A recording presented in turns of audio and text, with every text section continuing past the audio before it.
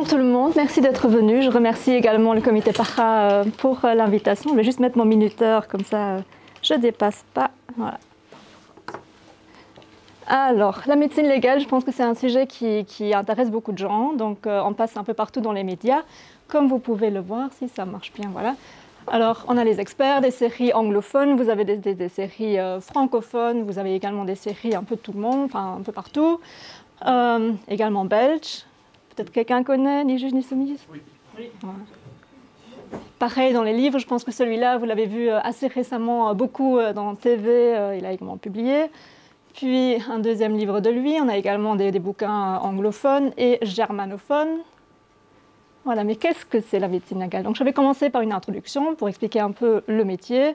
Ensuite, on va passer vraiment sur l'activité, donc activité qui concerne les défunts, mais également activité qui concerne les vivants. Alors, la médecine légale, on est une spécialité, on répond à des questions techniques qui sont posées par le système judiciaire. Donc, on reste expert, donc à chaque fois que les systèmes judiciaires ils ont une question médicale, ils vont nous contacter pour avoir une réponse technique à une question qui reste technique, finalement. C'est une spécialité à part entière depuis l'arrêté ministériel de 2002 en Belgique. L'activité varie un peu en fonction des pays, même en Europe. Je vais revenir à la formation un tout petit peu après, et donc, comme j'ai dit, c'est apporter un éclairage scientifique et médical à la justice pour permettre un jugement qui est éclairé. Voilà. C'est un métier qui est très variable, donc en effet, on se concentre sur les défunts, donc les descentes sur les lieux de décès suspects, on fait les autopsies, mais on a également une activité qui concerne les vivants. Donc ce qu'on fait, c'est les enquêtes médicales, par exemple récemment les fusillades, il n'y a pas tout le monde qui meurt. Heureusement, donc ils vont être à l'hôpital. Mais la question, c'est est-ce que cette personne risque de mourir ou elle risque de récupérer quel est son pronostic vital finalement. Donc là, on va contacter les médecins. Reconstitution de faits, par exemple, après un homicide, vous allez avoir un auteur, vous allez avoir des témoins. Et pour cadrer les constatations des différents experts, donc ce que nous on a constaté sur place, on va rejouer de la mémoire de l'auteur. Donc l'auteur il va venir et il va expliquer ce qui s'est passé. Et nous on va dire est-ce que ça cadre avec ce qu'on a vu sur place.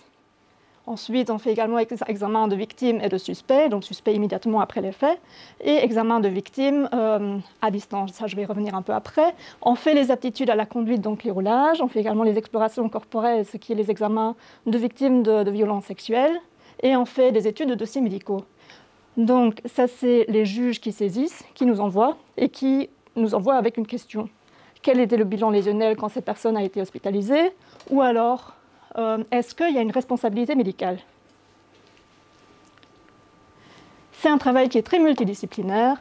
On travaille avec les laboratoires de la police technique et scientifique, les toxicologues, donc ce n'est pas nous qui faisons les analyses toxicologiques, c'est les toxicologues qui font ça.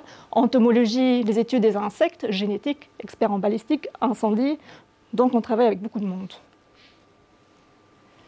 C'est un master de spécialisation, donc c'est des études de médecine comme tout le monde, 6 ans maintenant, suivi de 5 ans de spécialisation, donc 1 an et demi d'anatomie pathologique, qui est l'étude des maladies en dessous du microscope. Donc c'est regarder les choses en dessous du microscope. Et la médecine légale pure et dure, 3 ans et demi. Et pendant ces 5 ans, on fait des formations complémentaires en médecine d'expertise notamment.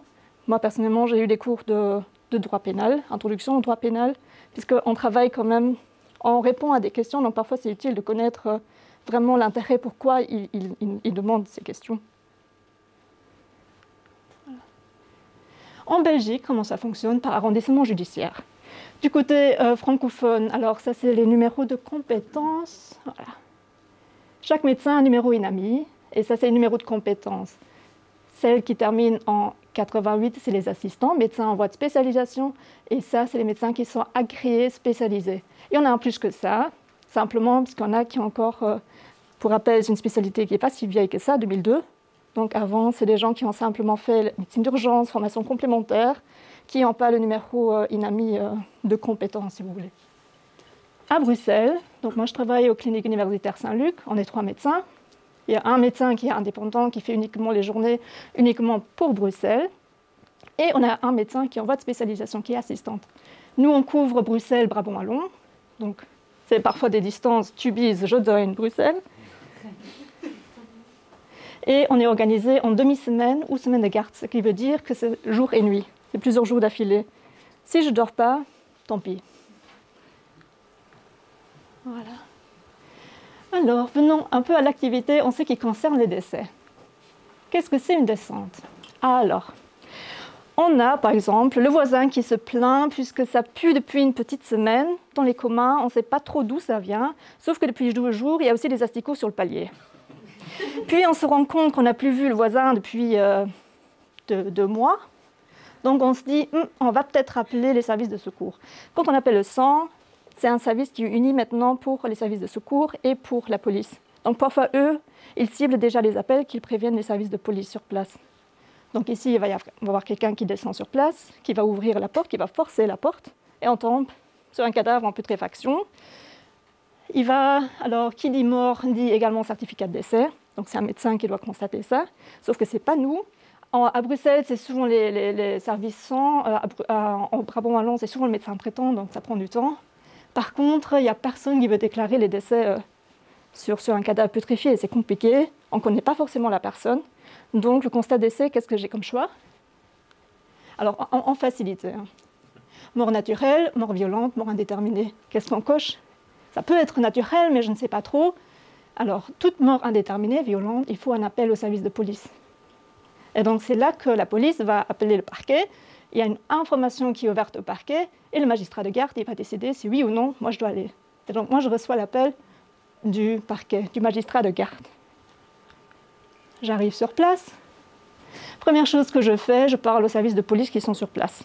Donc il y a un périmètre de sécurité qui va être ouvert, il y a une enquête qui va être débutée, et moi ce qu'il me faut, c'est les premiers éléments qu'il a trouvés, qui a appelé, vers quelle heure, quand est-ce qu'il a été vu la dernière fois, est-ce qu'il a des problèmes de santé particuliers, est-ce que cette personne est connue, est-ce que c'est quelqu'un qui vit seul, pour avoir une petite idée. Je descends jamais seule, je descends avec le laboratoire de la police technique et scientifique, le labo, donc Team CSI. C'est ces gens-là qui sont pas toujours des officiers de police. Parfois, à un moment donné, ils ont ouvert des postes à des gens qui sont biologistes, qui travaillent même des photographes, qui ont fait des formations alors supplémentaires pour travailler pour le laboratoire. Et c'est eux qui vont aller en premier dans l'appartement, ou à l'endroit où c'est. Parce que, périmètre de sécurité, on ne sait pas si c'est très suspect, Donc, il faut essayer de limiter les contaminations. Donc, moi, je reste dehors et j'attends. Jusqu'à ce que lui me dise, donc sur base de ce qu'il constate, est-ce que c'est très suspect? Et donc là, alors en théorie, on devrait mettre d'office les overalls, donc les trucs blancs que vous voyez dans la TV avec capuche, masque et les overshoes. Ça, c'est normalement systématique. On ne le fait pas toujours, surtout si c'est quelqu'un, alors porte fermée, qui a quand même des gros antécédents médicaux, qui n'a pas vraiment d'inquiétude sur place, et que finalement, ils ont juste appelé puisque le médecin a mis mort indéterminée. Donc là, on relativise. Qu'est-ce qu'on fait sur place? Donc ce qui est important, c'est tout ce qui peut me donner des indices sur mon évaluation finalement. Est-ce que j'ai des documents médicaux? Si c'est une pendaison, est-ce qu'il y a une lettre d'adieu? Est-ce qu'il y a des signes de lutte, de fouille, donc, qui rendent le truc un peu plus compliqué? Et puis, si on a fait tout ça, avec éventuellement prélèvement, on va procéder à l'examen externe. Donc l'examen externe, j'ai un cadavre qui est devant moi. Je ne peux pas toucher tant qu'il n'y a pas des prélèvements qui soient faits. De nouveau, risque de contamination. Donc si j'ai un truc qui est suspect, il faut certains prélèvements qui doivent être faits avant que moi je puisse toucher et examiner. Qu'est-ce que je fais? Les signes d'identification, donc ça c'est la couleur des yeux, la couleur des cheveux. Il y a une barbe. Est-ce que les dents, est-ce qu'il y en a? Est-ce qu'il n'y en a plus? Les vêtements, cicatrices, tatouages. Ensuite, signes de violence. Je regarde la tête aux pieds. Est-ce que ça bouge anormalement? Est-ce que j'ai des bleus? Est-ce que j'ai des plaies? Et ensuite, les signes de la mort. Donc ça, je vais revenir un tout petit peu plus tard. Oui, on ne détermine pas le délai post-mortem à l'autopsie, on le fait sur place, d'où l'importance d'aller sur place. Ensuite, quand on a toutes ces informations, on appelle le magistrat. Alors, si tout est clair, si j'ai vraiment pas d'inquiétude que c'est une pendaison, que tout cadre avec le système qui est en place, qu'il y a une lettre d'adieu, que cette personne est en effet connue, qu'il n'y a vraiment aucun signe qui m'interpelle, je peux appeler le magistrat, je peux dire je n'ai pas d'inquiétude, ce n'est pas nécessaire de faire une autopsie. Par contre, si j'ai vraiment des signes d'intervention de tiers, qu'il y a des plaies par arme blanche, que peut-être on sait déjà avant qu'on m'appelle que c'est une fusillade et que la personne est décédée sur place, alors on va dépêcher également le juge d'instruction et le parquet sur place. Donc c'est une descente des magistrats. Et on va réexpliquer sur place, avec le labo, avec éventuellement expert balistique, en fonction de ce que c'est, vraiment ce qu'on a trouvé. Donc, on a trouvé X douilles, ils étaient là, là, là. Puis, moi, je vais expliquer ce que j'ai sur le corps. Et puis, on va procéder à l'autopsie. Donc, le corps va être transféré pour autopsie. Si c'est entre les deux, alors également autopsie. Si j'ai des circonstances qui ne sont pas claires, si j'ai quelque chose qui me dérange, que je ne sais pas trop, il part en autopsie. Ce qu'on fait à Bruxelles, j'ai quelqu'un qui est jeune, par exemple 30 ans, il n'a pas de raison de mourir, même si je n'ai pas de signe de violence sur le corps en tant que tel. On va aller vers l'autopsie généralement, on va préconiser. Ce n'est pas partout pareil, puisque en théorie, c'est la santé publique. Alors que si nous, on demande par le magistrat, ça va être le SPJ qui va payer. Donc ça, c'est un peu la question. Par exemple, il y a aussi des différences entre Brabant-Wallon et Bruxelles. À Bruxelles, on a malheureusement beaucoup de toxicomanie. Donc, ils ne vont pas poursuivre chaque... Parce qu'en théorie, quelqu'un meurt d'une overdose. En théorie, on pourrait poursuivre celui qui lui a vendu la drogue. Ce qu'ils font au Brabant-Wallon, ce qu'ils ne font pas du tout à Bruxelles, parce que simplement, on a trop. On ne va pas réussir à autopsier tout le monde qui meurt d'une overdose, malheureusement.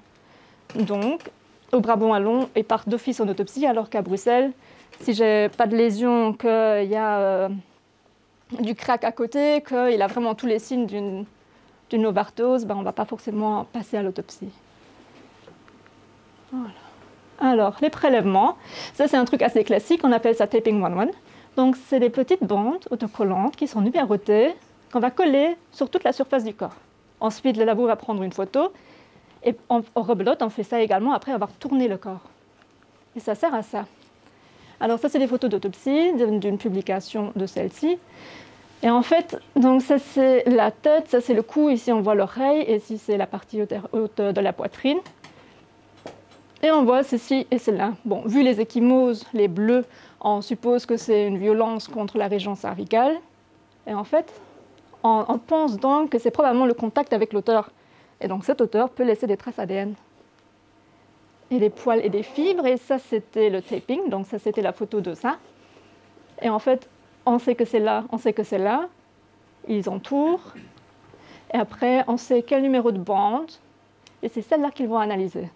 Parce que ce n'est pas possible d'analyser tout, donc il faut cibler, et ça c'est en fonction des lésions qu'on voit, en fonction parfois aussi sur les vêtements, donc ils vont aussi faire l'analyse des vêtements. Donc voilà. Alors, j'ai un petit extrait. C'est que ce mec encore. Oui, je crois. Eh, ça sort si vous arrivez, vous êtes qui, vous? Léopold Salaoud, légiste. Ouais, bah... Attendez, dites pas un mot, je lis dans vos pensées. Ce connard de légiste n'a rien à foutre sur ma scène de crime. Eh bien si, justement. Parce que moi, la viande froide, je préfère la boire une première fois quand elle est encore chaude. C'est ce que je veux dire. Dans son milieu naturel. Après, hop hop, on rentre à la bande, on découpe, on pèse et on emballe. Oh les gars, profitez pas que je parle à une dame pour l'embiner. Voilà.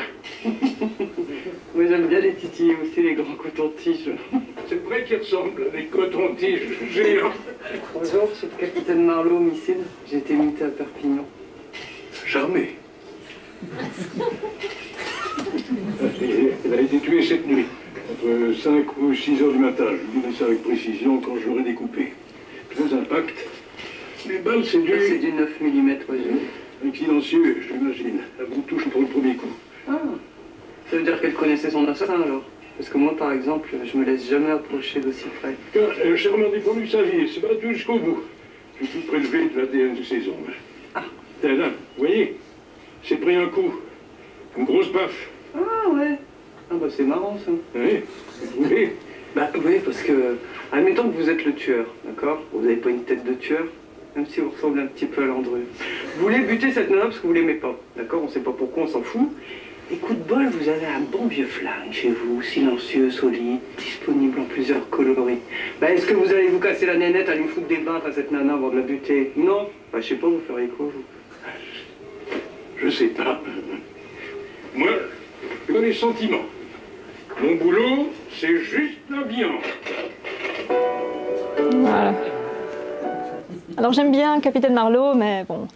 Alors, on a la place sur place. Comme je vous ai dit, une première évaluation, c'est important. Parfois, il n'y a pas de signes de fouille, parfois il n'y a pas de signes de lutte, mais j'ai des signes de violence sur le corps. Et donc, c'est moi qui va pouvoir dire, ouais, non, il y a un petit problème. Par contre, chacun a ses fonctions. Alors ici, c'est le médecin légiste qui a fait les prélèvements. C'est les prélèvements sous un guéos, avec un petit coton-tige qu'on vient vraiment en dessous des ongles pour voir justement si avec victime ce serait défendu ou regratté. Donc on risque de trouver les traces ADN de l'auteur justement en dessous. C'est pas moi qui fais ça, c'est les laboratoires. Comme je vous ai dit, moi je touche pas tant que les prélèvements sont pas faits. Parfois j'aide, hein, mais c'est simplement pas mon rôle. Le bilan lésionnel initial est très important, ça permet d'orienter aussi. Parfois, j'ai des lésions qui peuvent indiquer qu'il y a peut-être 2 couteaux qui ont été utilisés, les douilles sur place qui disent qu'il y a au moins 2 armes qui ont été utilisées. Est-ce que c'est contondant, donc est-ce que c'est des coups, est-ce que c'est poignardé, est-ce que c'est des armes blanches? Donc tout ça, moi, je vais déjà pouvoir orienter. Ensuite, alors, Capitaine Marlowe qui débarque sur la scène, il y a encore des prélèvements qui sont en train d'être faits, sans vêtements de protection. Oui, alors là, elle risque de contaminer un peu tout, surtout qu'elle touche aussi tout. Et l'estimation du délai post-mortem en est pas très précis. Alors, voilà.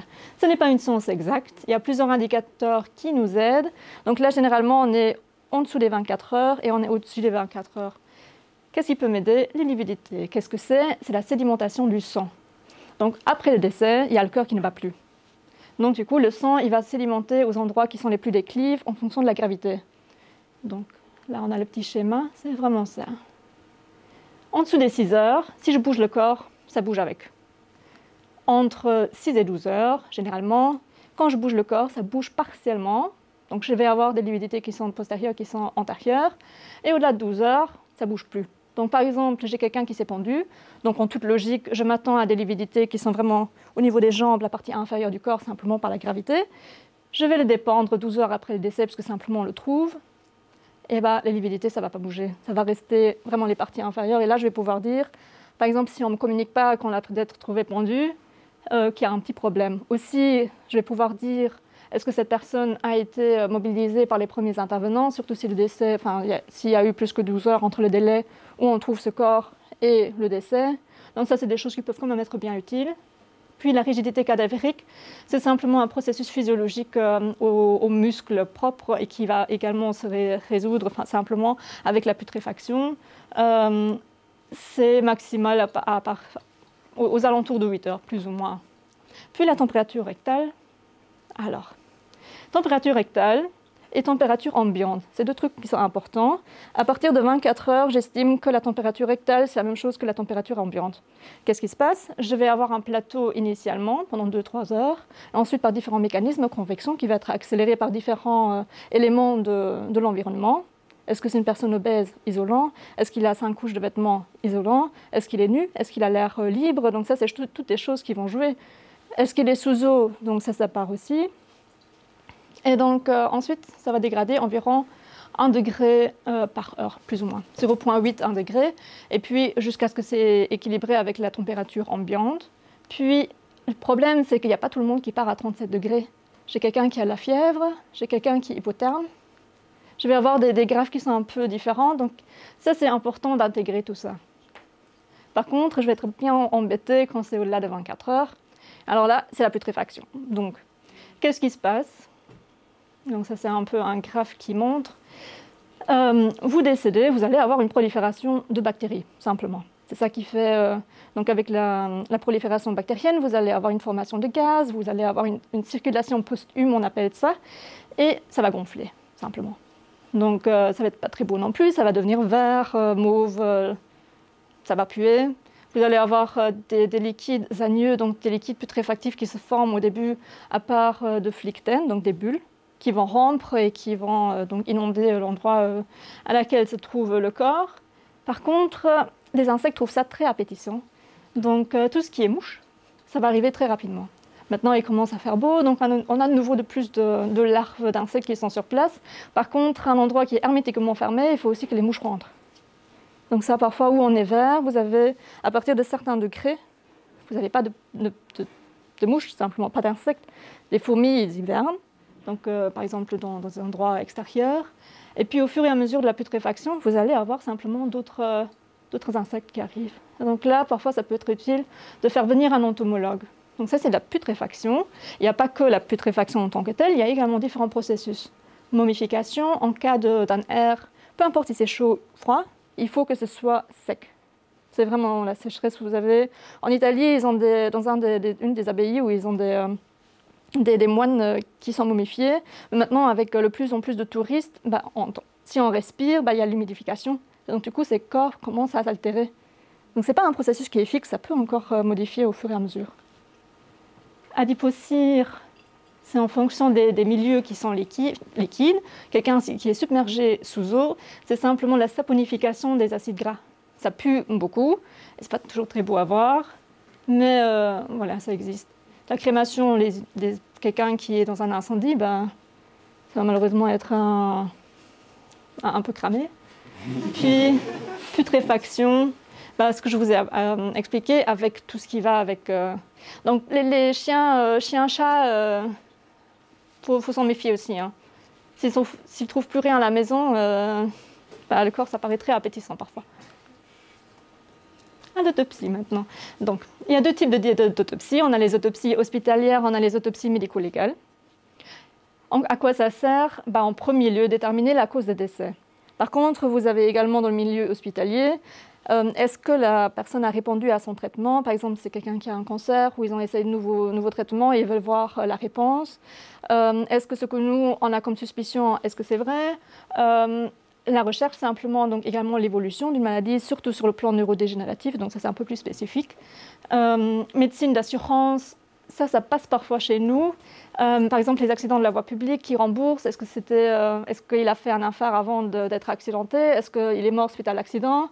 Pareil pour les accidents de travail. Donc ça, si vous mourrez sur votre lieu de travail et qu'il y a une suspicion que vous avez fait une mort naturelle avant, que c'est ça qui a causé que vous êtes tombé du toit, les assurances risquent de ne pas payer parce que ce n'est pas un accident de travail. Et donc là, parfois, c'est le tribunal de travail qui nous requiert. Formation du corps médical, les dissections simplement. Bac 2, Bac 3 dans les formations, on fait les dissections sur cadavres, des dons de cadavres qui sont faits à l'université et sur lesquels les étudiants s'entraînent. Alors, chez nous, ça se passe comment? Il y a des recommandations européennes qui disent qu'il faut avoir 2 médecins légistes, simplement à 4 yeux, on voit un peu plus. À 2 cerveaux, on réfléchit un peu plus loin. Quelqu'un a peut-être une expérience qui est meilleure que l'autre. Ça permet aussi de travailler avec les nouveaux assistants, de les former correctement. Donc, 2 médecins légistes. Qui est là en plus? Il y a donc le laboratoire, donc l'inspecteur du laboratoire de la police technique et scientifique, qui nous aide à faire les photos, qui fait également des prélèvements. Par exemple, si on n'a pas fait le curage sur place, le curage sous un gel, on peut toujours le faire à l'autopsie. Qu'est-ce qu'il faut juste faire? Il faut mettre des sacs poubelles en papier. Tout ce qui est plastique, vous allez avoir de l'humidité, et l'humidité, c'est l'ennemi de l'ADN. Donc on fait tout en plastique, en papier. Pareil pour s'ils veulent saisir des vêtements, ça part en sac en papier, jamais du plastique. Si c'est un corps qui est non identifié, il y a quelqu'un du DVI, Disaster Victim Identification, qui va également être sur place. En fonction de l'affaire, on a des agents de la police locale qui sont parfois intéressés. On a également les enquêteurs, donc ça c'est DR6, ça c'est au niveau police fédérale, et parfois au niveau de la zone de police, on cherche en fonction du dossier. Parfois magistrats, rarement, ça arrive, puis nos étudiants, nos stagiaires. Donc ça peut parfois faire beaucoup de monde, surtout si c'est une affaire un peu plus intéressante. Puis tout ce qui est fusillade, on a également l'expert balistique qui va venir. L'examen externe, donc on va faire comme sur place l'examen externe, sauf qu'on a des meilleures conditions, meilleure lumière, on déshabille le corps, les vêtements vont éventuellement ou non être saisis en fonction, et on va pouvoir faire juste un meilleur examen. Donc je n'ai pas les conditions sur place, parfois mauvaise lumière, il pleut, on est un peu pressé par le temps parfois, et donc ici je vais vraiment pouvoir me laisser le temps, et on va prendre des mesures et des photos de tout. Donc ça c'est vraiment la documentation, c'est une grande part de documentation notre métier. Donc vraiment faire des photos de tout. Ensuite, l'examen interne. La dissection, donc il y a différentes techniques de dissection, c'est souvent les mêmes qu'on utilise. Puis ce qui est important, c'est les prélèvements tox, prélèvements microscopiques et prélèvements ADN qui est fait par le laboratoire. Et puis le reste, ça va être pour nous. Toxicologie, ça part vers le laboratoire de toxicologie qui est souvent l'INCC ici en Belgique.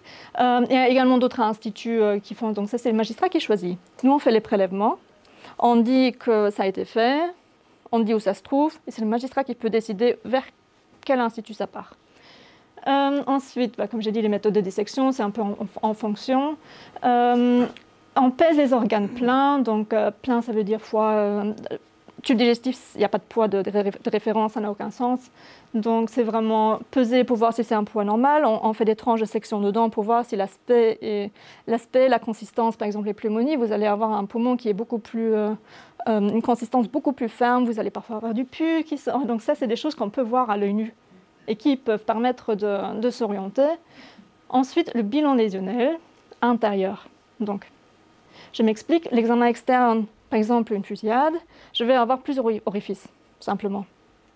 Alors, je vais mesurer ces orifices par rapport au vertex. Par exemple, si j'en ai un orifice qui est là, je vais mesurer la distance par rapport au vertex, par rapport à la ligne médiane, donc vraiment le milieu, et par rapport au plan postérieur.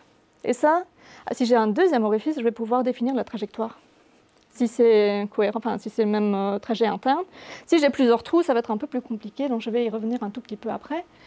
Donc ça permet vraiment de dire par où c'est passé. Je vais pouvoir déterminer, par exemple pour plusieurs coups de couteau, quel a été celui qui l'a vraiment tué. Si on a un qui passe par l'aorte, ça généralement c'est assez fatal. Donc voilà. Ensuite, on remet les organes dans le corps, ceux qu'on n'a pas prélevés pour analyse tox et micro. Et ensuite, on referme le corps. À la fin, on rappelle le magistrat, on lui dit les constatations qu'on a vues, et on fait un rapport avec les constatations essentielles, avec les conclusions provisoires. Donc ça, c'est un rapport qui part rapidement pour qu'eux, ils ont quelque chose d'écrit sur lequel ils peuvent se baser. Attention encore, ça change Brabant-Wallon, Bruxelles. Bruxelles, on le fait d'office, Brabant-Wallon, les grandes affaires. Donc les homicides, on le fait. Voilà. Désolée, j'ai pas de sous-titres, celui-là, j'ai pas trouvé. You got it. To the autopsy? Yeah, to the autopsy. What, are you scared? Oh, not at all. I'll go. Thanks, guys. Have fun. It's a head trauma, right? Uh-huh. Mr. Richard Lakin? Heard you're the man today. I've observed autopsies before. Once. As a student through the class. Then step right up. You see the contusions on the forearms? Had to be anti-mortem. He was trying to defend himself.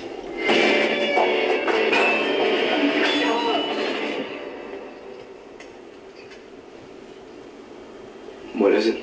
I don't know, but it's silver, and there's a lot of it. Might be paint. I'll take it to Trace. You do that.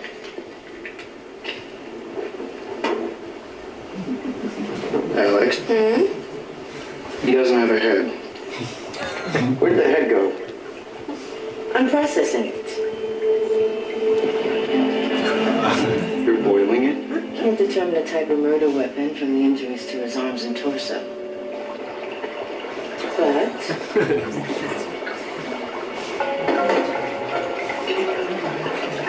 with the shattered mandible, depressed skull fractures, and intracranial hemorrhaging, his head may tell us what hit him. I'm going to remove the soft tissue, get a better look. Skin. I think I understand why Kelly and Delco sent me. You okay, Ryan? Okay, why don't you go on over to Trace, and I'll finish up, okay?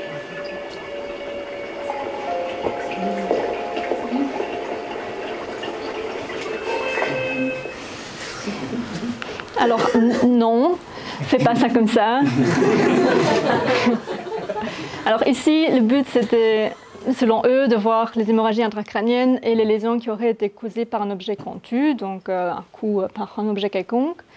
Alors, c'est là qu'on peut utiliser l'imagerie post-mortem. Ici à Bruxelles, ce qu'on fait, c'est qu'on fait un scan de tous les homicides, en tout cas on essaye, en sachant que c'est le scan de l'hôpital, donc c'est les gens vivants qui passent par le même scan, donc on fait ça la nuit. Justement parce que... Ah oui, oui. Ben, on fait avec ce qu'on peut, hein, on est pauvres ici. Donc ici, c'est une étude qui montre justement plaie balistique, hein. Donc avec entrée et sortie par là. Et en fait, c'est très beau puisque ça permet de faire des belles reconstructions. En quoi ça sert? Ben justement, nous, ça nous aide, puisque si le corps est criblé de plaies entrées, fin de trous, parfois c'est compliqué de voir combien de projectiles il reste à l'intérieur, parce que ça reste parfois coincé dans les os, ça reste coincé dans le bassin, des endroits qui ne sont pas toujours accessibles à l'autopsie, et qui sont très chronophages. Donc une autopsie pour homicide... J'en ai déjà eu 6 heures, hein. Donc ça prend du temps, hein. Si vous n'avez pas dormi la nuit, c'est fatigant. Et ça nous aide. Parce qu'on peut voir où sont les projectiles. Parfois, on peut différencier avec les fragments de chemise qui restent éventuellement du projectile. Donc ça permet... Et même dans des cas qu'on tue, donc pas un projectile par arme à feu, dans des violences qu'on tue, ça permet aussi de voir des empreintes. Est-ce que c'est arrondi? Est-ce que c'est triangulaire? Donc, c'est vraiment si les objets ont été utilisés. Et ça permet aussi de cadrer. Donc, avec les scans, on peut mesurer. Et on peut également cadrer en fonction de ce que les enquêteurs avancent comme théorie, ce qui a été utilisé. Donc, ça, c'est très utile. Et l'autre avantage, c'est les cours d'assises. Il va y avoir des photos d'autopsie qui vont montrer. Malheureusement, ce n'est pas toujours nous qui choisissons les diapositives. Mais en cas d'une image comme ça, c'est beau et c'est beaucoup moins choquant pour la famille. Parce que n'oubliez pas, il y a la famille qui est juste devant. Donc ça, c'est beaucoup moins choquant. Et aussi déshumanisé, vous n'avez pas le visage, vous n'avez pas les caractéristiques extérieures qui permettent de voir, ah oui, c'est en effet mon fils ou autre. Donc voilà. À l'autopsie, qu'est-ce que nous on fait? Donc en gros, on coupe derrière l'oreille, de part et d'autre. On récline le cuir chevelu. Et en fait, ça donne accès au crâne. Pour ouvrir le crâne, on utilise une scie. C'est des scies de plâtre. En fait, le gros avantage, c'est que ça ne coupe pas à travers le mou. C'est pour ça aussi qu'ils utilisent ça pour ouvrir les plâtres, puisque vous n'allez pas être blessé en dessous. Et donc, mon cerveau, il va rien lui arriver. Ça va couper à travers l'os, comme du beurre, mais je ne vais pas avoir de lésion du cerveau. Donc ça, c'est très pratique. Et si jamais je glisse, ben, je ne me fais pas mal non plus. Alors, en faisant... ça, donc du coup ici, je vais juste revenir ici, je vais avoir le cuir chevelu, donc je vais voir s'il y a des ecchymoses, des bleus, des suffusions hémorragiques par coup, qui n'ont peut-être pas laissé de plaies, mais je vais également voir s'il y a des parties de crâne qui sont enfoncées. Et si ça a des caractéristiques, justement, je vais pouvoir documenter ça et aussi refaire des photos. Et ensuite, en enlevant la calotte crânienne, ben, j'ai accès au cerveau et je vois si ça saigne à l'intérieur. Maintenant, madame, elle a tout cramé, enfin, elle a cuit. Donc, vous n'allez plus avoir... Donc, tout ça, vous n'allez pas l'avoir. Donc, vous êtes passé tout à fait à côté de ce qui était à la base le but. Vraiment, les seules indications pour avoir le crâne, c'est des victimes qui sont sévèrement mutilées, dans le sens putréfié. On ne sait vraiment pas reconnaître, on n'a aucune idée qui c'est. ADN, empreinte, allez-y. Puis, ADN, il faut aussi avoir un ADN de référence, avec qui vous voulez comparer si vous n'avez aucune idée. Donc du coup, parfois, ça arrive que les corps vraiment putréfiés, on les cuit, en effet, pour avoir le crâne. Parfois, c'est déjà un squelette à part entière, donc là, on prend le crâne simplement. Ce qui existe aussi, c'est il y a certains insectes, des coléoptères, qui sont mangeurs de chair, qui sont utilisés dans le milieu de la taxidermie, justement pour nettoyer les ossements. Et ça existe que certains utilisent ça. En fait, à quoi ça sert? En fait, il y a des gens qui sont formés pour ça, pour faire des reconstructions faciales. Et donc ça existe, vraiment. Mais on ne coupe pas des gens comme des têtes comme ça. Surtout si... Puisque là, il était vraiment en bon état. Donc, il suffit de faire une photo. Hein. Faites une photo, vous publiez ça. Les trucs que vous voyez parfois à la TV, c'est des gens qu'on peut... Oui, il est peut-être mort, mais... il n'est pas aussi défiguré pour que les gens soient choqués. Enfin, c'est juste quelqu'un qui dort, entre guillemets, vraiment, parfois. Donc, alors, examen de vivant. J'ai une petite histoire. C'est pas du vrai, hein, c'est fictif. Alors, il y a un beau dimanche, il fait beau, printemps, et je suis appelée en pleine journée pour une dispute de voisinage. Alors, il y en a un qui est mort, il y en a un qui est à l'hôpital, et il y a le suspect qui est à l'hôpital aussi. Alors, qu'est-ce qu'il faut faire? On va être stratégique puisque moi je suis seule. Donc du coup, il va falloir que j'examine tous ces gens. Alors, le laboratoire, il va être occupé sur la personne décédée. Ils vont prendre les mesures, ils vont faire prélever, ils vont saisir éventuellement les objets qui sont sur place. Donc ils vont être occupés pendant plusieurs heures. Donc moi, je ne suis pas indispensable sur place. De toute façon, je ne vais pas pouvoir toucher au corps, donc j'ai mon temps à aller à l'hôpital. Bon, les policiers n'ont pas été très intelligents, ils les ont mis au même hôpital. Ils ont quand même mis un inspecteur à l'entrée de chaque porte. On va éviter qu'ils se croisent. Alors, moi, je sers à quoi? Donc moi, je regarde le bilan lésionnel. Bilan lésionnel, je regarde également le délai post-mortem chez la personne défunte. Donc, je vais à l'hôpital et je vais voir Archibald. Archibald qui m'explique donc avoir taillé les haies avec son épouse Myrtille et que pour ce faire, ils ont dû aller sur le terrain du voisin. Et d'un coup, le voisin est sorti, pas très content, en criant, hurlant, et dans la main, il avait un marteau. Bon, il s'approche et il donne tout de suite des coups à Archibald avec son marteau. Archibald qui essaye donc de se défendre et avec la main droite, il tient toujours sa cisaille à haie. Donc il donne des coups avec la cisaille à haie. Entre-temps, Myrtille qui essaye de un peu calmer la situation, qui s'intercale et qui se prend un coup avec le marteau, qui tombe morte.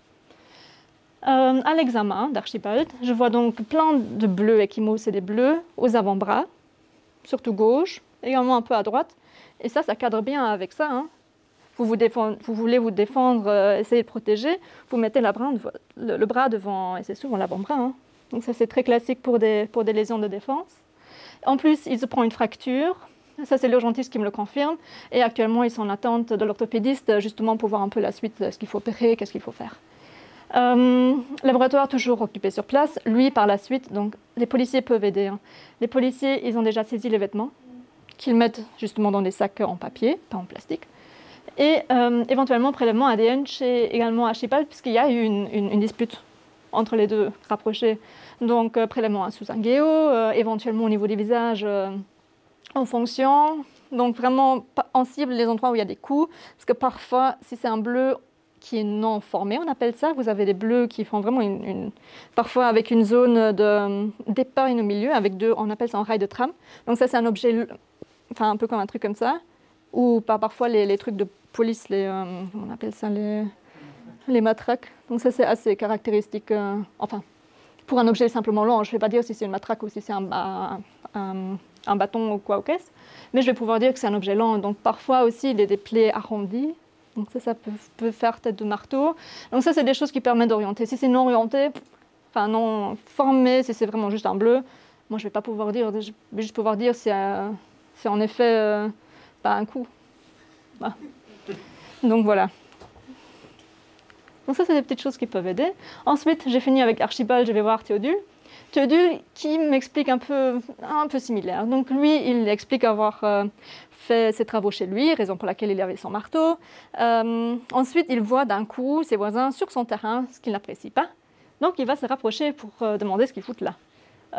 Lui, il explique qu'il était assez calme, qu'il est venu vers eux, sauf que Archibald, il s'est vite excité et il lui a donné des coups avec la cisaille. Lui, rebelote, il se protège également avec l'avant-bras. Et dans l'autre, il tient son marteau, donc il essaie de se défendre comme il peut. Puis il y a Myrtille qui s'intercale, sauf que lui, il dit, il a juste repoussé. Il n'a pas donné de coup, il a juste repoussé, elle est tombée en arrière sur un caillou, enfin sur j'ai mis le mur. Pareil, je vais voir le médecin qui s'en occupe de lui, qui me dit, oui, il va juste falloir faire une suture plan par plan, donc c'est rien de profond, il n'a pas beaucoup saigné, donc il va s'en sortir très très bien. Moi, je fais des photos. Donc, pareil chez Archibald, je fais une documentation photographique des lésions. Et je dis de nouveau, oui, en effet, lésions de défense, j'ai des plaies qui sont à bords nets. Donc, en effet, ce n'est pas une plaie contus. Plaie contus, on a des bords irréguliers, c'est différent. Des bords nets avec en profondeur, c'est également assez net. Donc, il n'y a pas de pont tissulaire, on appelle ça. Et c'est des plaies par paire. Donc, ça va bien avec une cisaille à haie. Ensuite, donc, moi je devais devoir dire, est-ce que c'est cohérent? Alors, moi je vais être incapable de dire qui a commencé. Ça, c'est aux enquêteurs de se débrouiller. Ça, c'est pas mon problème. Mon problème, c'est est-ce que les plaies que j'observe, ça cadre oui ou non? Oui, j'ai les deux d'ailleurs. Par contre, il me manque encore, donc vous avez remarqué, il y a un point qui est assez différent. Est-ce que Myrtille s'est pris un coup par le marteau ou est-ce que Myrtille est tombée en arrière? Et donc là, on va aller sur place. Alors, j'examine Myrtille, elle n'a pas de lésion de défense, elle n'a rien d'autre, elle a uniquement une plaie assez haut sur la tête. Alors, en règle générale, on a ce beau schéma, très utile, qui s'appelle la ligne du chapeau. Et en fait, c'est justement où votre chapeau se met, c'est les endroits qui sont assez proéminents. Vous tombez, vous allez vous heurter les endroits proéminents. Par exemple, alcoolique qui tombe comme ça va être front, nez, menton. Très classique. Pareil, s'il tombe sur le côté, ça va être la joue. Ça va être pas un œil au beurre si vous n'avez rien au-dessus. Hein. Ça ne va pas être ça. Alors, en règle générale, je dis, parce qu'ici, vous avez un alcoolique qui tombe dans les escaliers, parce qu'il est rentré tard et qu'il est complètement pété, bah, il va dévaler les escaliers, et bah, il risque de tomber comme ça, simplement avec le rebord des escaliers. Donc ça, c'est un peu cas par cas. Mais en règle générale, ici, c'est trop haut pour une chute simple. Simple, hein, pas escalier ou des trucs comme ça. Mais ça, c'est trop haut. Puis ça, c'est un très beau schéma aussi. Alors, à un premier coup, il tombe. Deuxième coup. Une fracture, deuxième fracture. Je vais pouvoir différencier laquelle était la première. Comment? Alors, ici, c'est comme une toile d'araignée avec des traits de fracture. Et ben, le deuxième ne va jamais dépasser la première. Vous voyez? Pareil ici. Et ça, c'est des choses qui sont très utiles en radio avec mes reconstructions 3D. Ça, c'est très beau à voir en radio. C'est plus compliqué avec un crâne défoncé, malheureusement.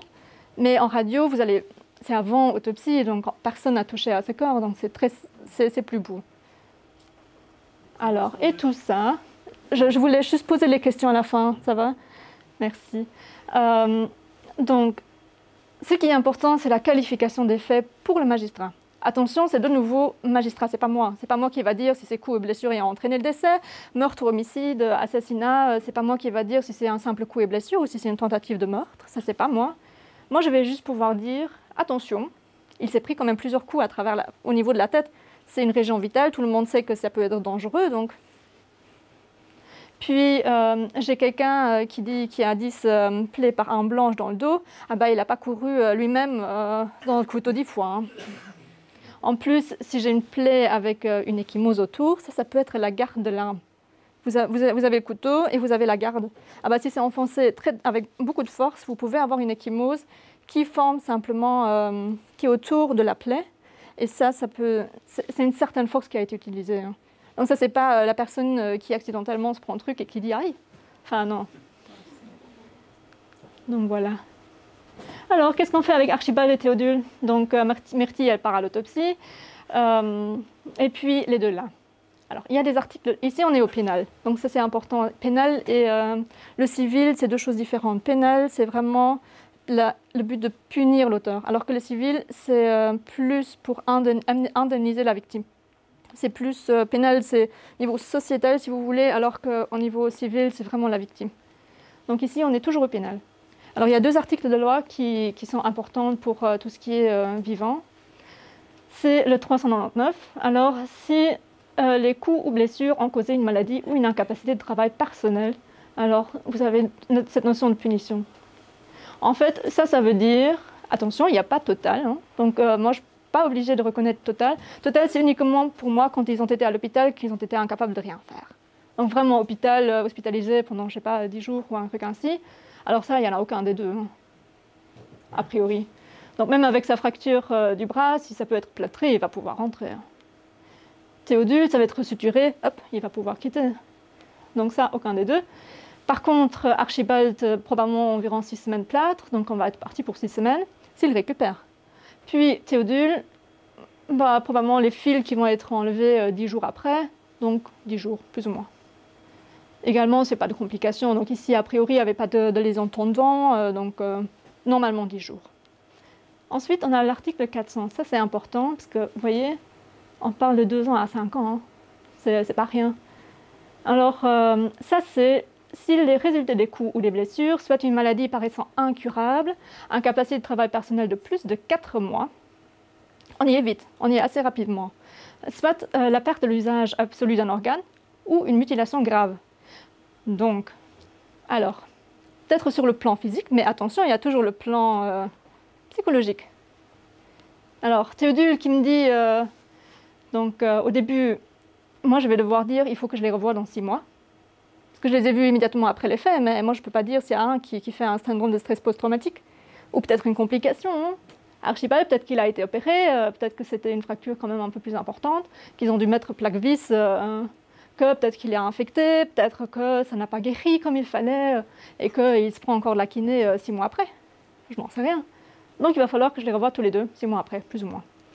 Pourquoi 6 mois, pourquoi pas 4 mois? Simplement, comme ça j'ai une petite idée, un petit 2 mois qui me permettent quand même de voir s'il y a encore des trucs en cours ou pas.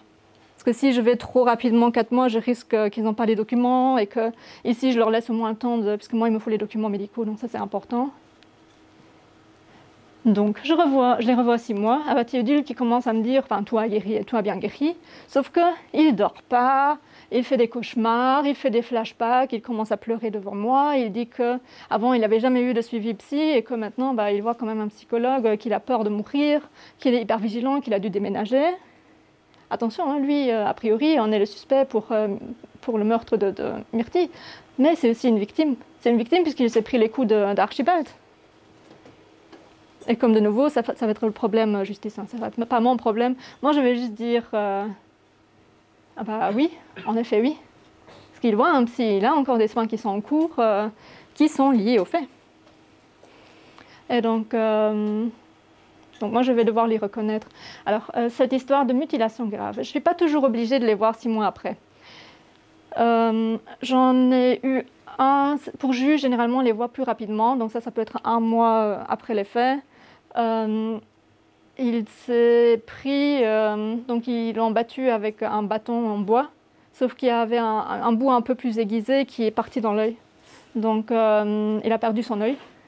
Et je ne vais pas pouvoir mettre en usage absolu d'un organe, puisque attention, on a 2 yeux, donc il va toujours voir l'autre œil.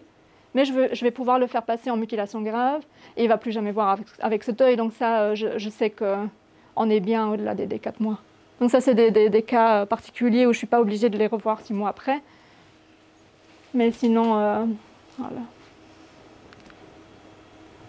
Voilà. J'espère que ça vous a plu. Si vous avez des questions, n'hésitez pas. Donc, merci beaucoup pour la présentation. Donc, vous aviez dit que quand il y a une mutilation grave, pas besoin de revenir 6 mois après, mais s'il y a mutilation grave et un autre truc, comme de toute façon, C'est où? Il suffit, si j'ai une mutilation grave, que ça ne va jamais guérir, c'est suffisant. Ok, oui, donc on s'en fout s'il y a plus que ça, quoi. Il faut que les séquelles restent 4 mois après. C'est pour ça que j'ai dit on y est assez rapidement parfois. Ok, ça va. Merci. Oui, bonsoir. Merci pour la présentation. Moi, j'avais une question pour une famille d'un défunt. Quelles sont les conditions qu'il faut remplir pour avoir accès à une autopsie est-ce que parfois les autopsies sont refusées de manière frauduleuse Quelles sont les conditions qu'il faut remplir? Est-ce qu'on a toujours accès à une autopsie ou il faut remplir certaines conditions? Non, alors comme j'ai expliqué, ça dépend. Hein. Si vous parlez d'autopsie privée, on en accepte parfois, mais souvent c'est aussi des affaires où on est intervenu nous-mêmes. J'ai eu il n'y a pas longtemps un jeune accidenté et moi j'ai juste dû aller faire la prise de sang. Puisque au niveau de l'enquête, tout était assez clair et je suis d'accord avec eux. Donc nous, parfois, dans les accidents de voie publique, on va uniquement faire prise de sang justement au niveau de l'enquête, puisqu'ils veulent voir si cette personne a été sous influence au moment de l'accident. Donc parfois, les familles ils ont un peu plus difficile avec ça, puisqu'ils pensent qu'on n'a pas été suffisamment loin. Et là, il y a toute la problématique, puisque moi, je suis soumise sous secret médical, mais également secret judiciaire. Donc moi j'ai les éléments de l'enquête, mais je ne vais pas pouvoir communiquer. Donc si moi on m'appelle pour autopsie privée, moi je vais devoir dire non, puisque c'est des éléments. Moi j'étais impliquée au niveau pénal, donc ça va être compliqué. Donc là généralement on refuse. Puis je suis appelée sur place. Pour moi, si tout est clair, moi je ne vais pas demander une autopsie.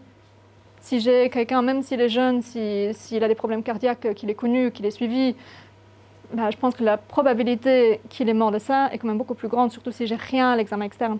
Si j'ai vraiment rien, il y a certains arrondissements, les jeunes de 30 ans, s'il n'a rien, ils ne font pas, même si on ne sait pas de quoi il est mort. Simplement parce qu'on n'a pas le temps, qu'on est que X personnes par arrondissement, et qu'une autopsie, ça prend quand même du temps, c'est du travail. C'est du temps où on ne passe pas sur nos dossiers, parce que tout ça, il y a à chaque fois un rapport que je dois écrire. Donc ça dépend vraiment cas par cas. Si moi j'ai vraiment pas de signe d'inquiétude, pareil quand j'ai un cas où sur place j'ai vraiment produit stup, qu'il n'y a pas de signe de violence, c'est un peu dégueu, mais bon, puisque c'est juste l'appartement qui est sale, je vais pas forcément... Maintenant, si j'ai un doute qu'il y a peut-être encore une autre personne qui a pris la fuite, et qu'on part dans une histoire de non-assistance personne en danger, alors là, c'est autre chose. Mais non. Merci beaucoup. La question que j'avais, c'est, j'imagine que c'est une discipline qui évolue beaucoup. Alors, est-ce qu'il y a des pratiques, des techniques, on en voit dans quelques extraits vidéo, des techniques qui soit ont été abandonnées, soit des techniques qui sont arrivées récemment, et dans quelle mesure, comment est-ce que vous évaluez si une nouvelle technique est fiable ou pas pour déceler des mystères qui demeurent, qui demeuraient avant qu'on ait ces techniques-là, par exemple? Alors, de notre point de vue, ça n'évolue vraiment pas beaucoup. On est fort limité par tout ce qui est financement. Donc, comme j'ai dit, nous, on utilise le scan des cliniques simplement. Dans d'autres instituts, ils ont leur propre scan, mais c'est des machines qui coûtent cher. L'entretien coûte, c'est des choses que nous, on ne sait pas financer simplement. En Suisse, ils font pas mal de projets, mais c'est plus milieu de toxicologie, ADN, donc c'est pas vraiment médecine légale en tant que telle. Parce que ce qu'il faut dire aussi, donc pour faire des recherches, il faut aussi parfois des comités d'éthique. Alors à l'époque, années 50, 60, c'était c'était moins précis qu'aujourd'hui. Et donc du coup, ce qui revient parfois, c'est les enfants secoués ou les chutes chez les enfants. Parce que, est-ce qu'une chute d'une table, ça peut causer cette fracture qu'on a observée chez l'enfant? Ou est-ce que c'est de la maltraitance? Et dans les années 50, 60, il y a des études qui ont été faites sur des dents de fœtus qu'ils ont laissé tomber simplement. Où ils ont regardé après ce qu'il y avait. Aujourd'hui, il n'y a aucun comité d'éthique qui va dire oui à ça. Donc, on est plus limité que... Parce que maintenant, on travaille avec des modèles biomécaniques. Il y a des matériaux qui ont été inventés justement pour imiter la résistance de l'os et des choses comme ça. Donc, c'est très, très compliqué. Et c'est pas un milieu qui est très financé, en fait. C'est ça le problème. Parce qu'on n'est pas des vrais médecins, puisqu'on ne soigne pas. On est un peu à cheval entre médecine et justice. Les gens parfois ne comprennent pas tout à fait ce qu'on fait. Si je ne suis pas sur mon bureau, je ne fous rien. Enfin, c'est puisque les gens, ils ne savent juste pas. Et donc, du coup, c'est vraiment malheureusement un milieu qui n'est simplement pas financé. Donc, par exemple, la technique de cuire la tête pour... ça, c'est plus taxidermie encore. Et ça n'a aucun sens. Comme j'ai dit, c'est complètement aberrant. Vous cuisez la tête, mais tout ce qui est hématome, vous ne le verrez plus. Hein. Donc... Merci. Justement, au niveau de... j'ai deux questions. La première, c'est au niveau des scans. C'est quel type de scan qui est pratiqué? C'est une radio RX ou... Non, c'est un scan. C'est un vrai scan. Hein. C'est un vrai scan, ok. On ne peut pas faire l'imagerie parce que le projectile, il va s'envoler. Hein. C'était ma question, ouais. Ils le font en Suisse, ils le font parce que tu peux faire des... ils ont des techniques assez poussées, surtout au niveau tox. Donc, tout ce qui est diabète. Tu peux voir sur les densités du cerveau s'il y a par exemple un trouble ionique ou en lien avec les acidocétoses, tu vois, alcoolique ou diabétique. Ok. Donc ça, il y a des études qui sont en cours, mais c'est de nouveau plus tox. Merci. Et alors la deuxième question, justement, mais tu l'as un peu évoqué, est-ce qu'il y a un protocole différent quand c'est un enfant ou un bébé, donc en toxico, Voilà, en quoi le protocole est différent pour des raisons soit scientifiques, soit légales, quoi. Alors, bébé, on a le protocole donc c'est la mort subite du nourrisson. Donc là, généralement, les hôpitaux, quand il y a un enfant, quand ils sont appelés pour un enfant ou un bébé, parfois encore un jeune adulte, généralement, ils vont très très loin au niveau réanimation. Simplement parce qu'il est jeune d'âge. Donc souvent, ils les prennent à l'hôpital, ils essayent encore, même s'il n'y a pas beaucoup de chance, ils essayent encore de faire des prélèvements, parfois de ponction lombaire. Donc vraiment des prélèvements biochimiques qui permettent de voir s'il y a quelque chose d'infectieux. ils font des cultures, donc tout c'est des choses qui sont en train. Et normalement, pour tout ce qui est mort subite de l'enfant, on devrait, si ça n'a pas été fait, par exemple, qu'en effet il est rigide et qu'il n'y a aucun sens d'encore transporter à l'hôpital, qu'on fasse des prélèvements donc microbiologiques sur le cadavre, si tu veux. Donc ça, en effet, c'est des protocoles qui sont différents parce qu'on a ce syndrome de mort subite, justement avec différents... où c'est important de faire ce genre de prélèvement. Et donc là aussi, on va beaucoup plus pousser au niveau microscopique. Donc on va prendre plus que ce qu'on prend en standard adulte. Oui, merci beaucoup. J'ai une question par rapport aux bandelettes autocollantes qu'on a vues au début. Donc on en met partout sur la surface de la personne qui est décédée, sur les vêtements aussi, si j'ai bien compris. Mais est-ce qu'on en met aussi en dessous?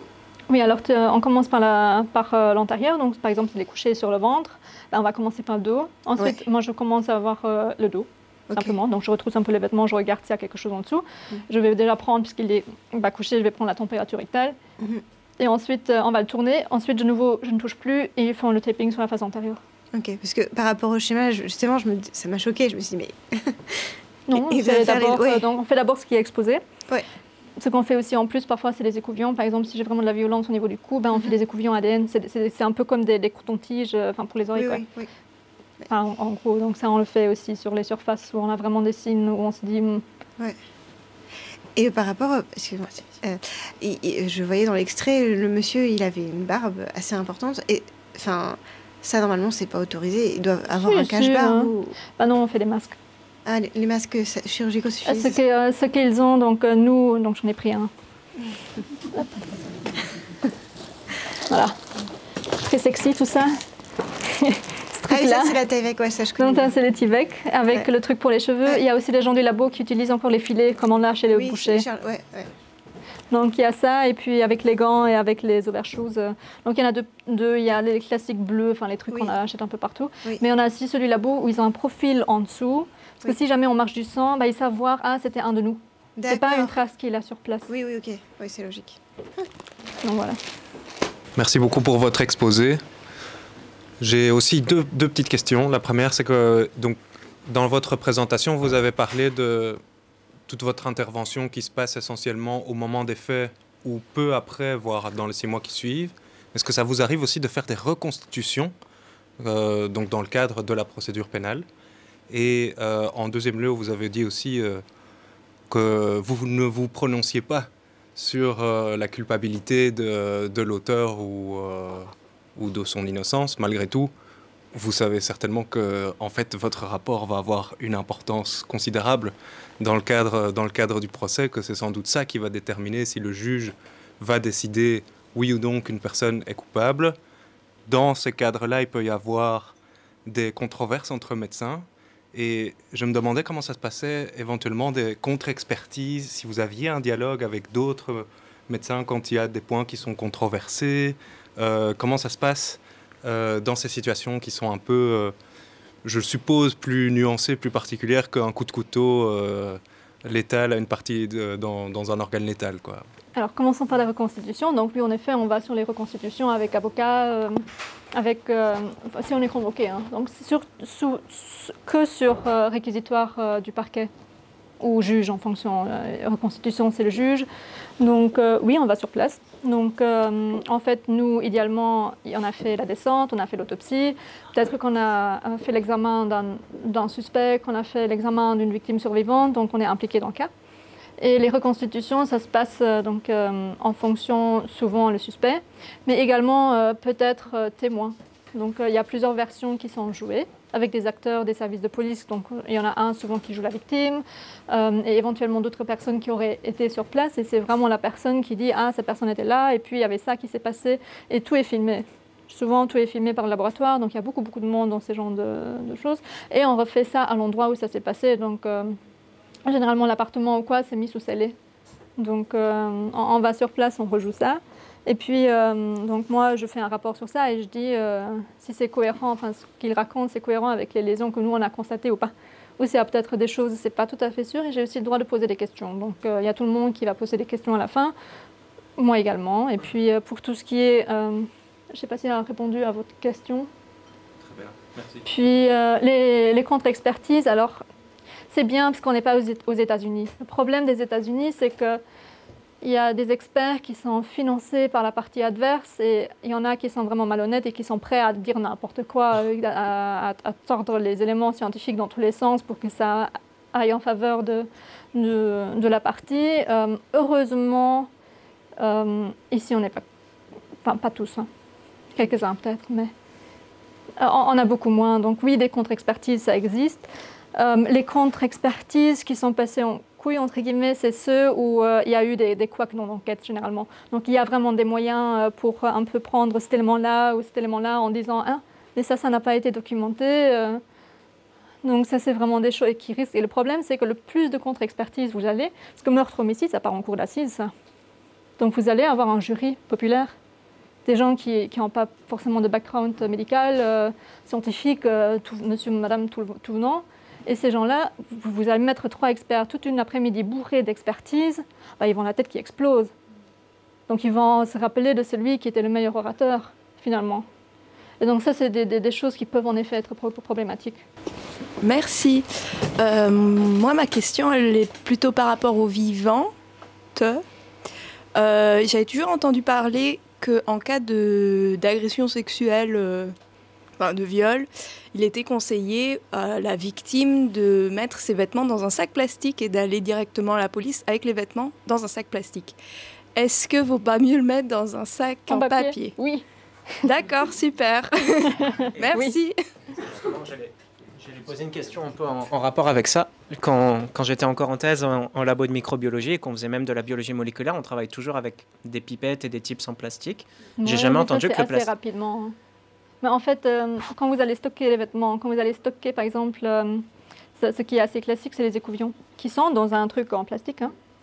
Mais en fait, parce que c'est aussi ceux-là qu'on utilise pour les écouvillons buccaux, pour les prises ADN, finalement. On fait les tests de paternité, c'est avec ça qu'on travaille.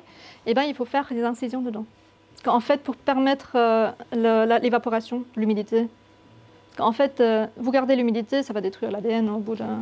Peut-être pas dans les secondes ou minutes de la manipulation, mais par après, au long terme. Surtout mais en papier, ça ne peut pas plus facilement se dégrader que... Mais en papier, ça n'évapore pas. En fait, il n'y a pas d'évaporation. Okay. En fait, le papier peut encore absorber, donc du coup, ça ne reste pas humide à l'intérieur. L'ennemi de l'ADN, c'est vraiment l'humidité et UV. Donc ça, c'est des choses qui... Ok, merci. Il faut faire attention. Toi, vas-y. Juste une question, est-ce que dans les médecins légistes, il y a des spécialités comme pour les vivants, c'est-à-dire cardiaque, pour le cerveau et tout ça? Non, on est tellement peu... Non. Faut être généraliste. Alors j'ai une question un peu plus pointue.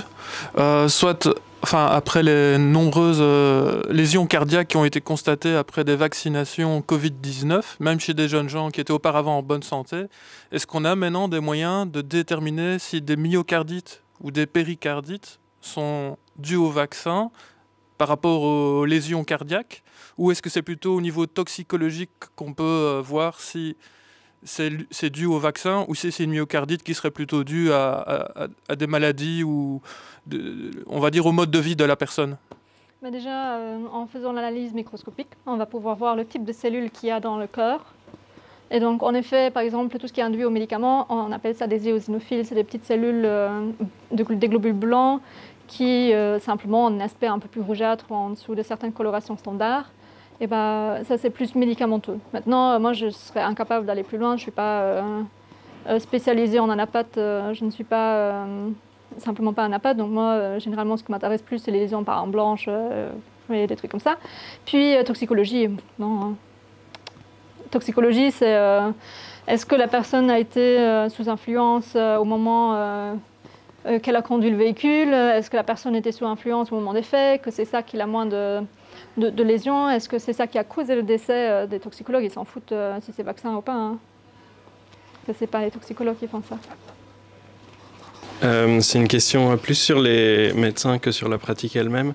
Est-ce que, peut-être vous, des collègues, d'une manière générale, les personnes qui travaillent dans la médecine au contact de mort, est-ce qu'il y a un impact peut-être psychologique sur les personnes qui sont au contact tous les jours avec la mort? Est-ce que... Je pense qu'il faut... Parfois, c'est vraiment juste le cas qui peut faire déstabiliser quelqu'un. On a récemment eu quelqu'un dans la magistrature, un truc même pas, c'est juste une chute de hauteur, et que je pense que l'enfant de la victime a vu la chute. Et donc, du coup, ça l'a tellement choqué que... C'est parfois des petites choses, hein. On ne sait jamais. Donc oui, en effet, il y a des gens qui ont arrêté, qui se sont réorientés, qui à un moment donné ne supportent plus. Puis parfois on a juste des trucs très très violents avec plus qu'une centaine de coups de couteau. Donc c'est des choses qui peuvent vraiment choquer, et parfois on réfléchit aussi parce qu'on ne comprend pas qu'est-ce qui a fait faire réagir l'auteur comme ça. Donc en effet, oui. Merci.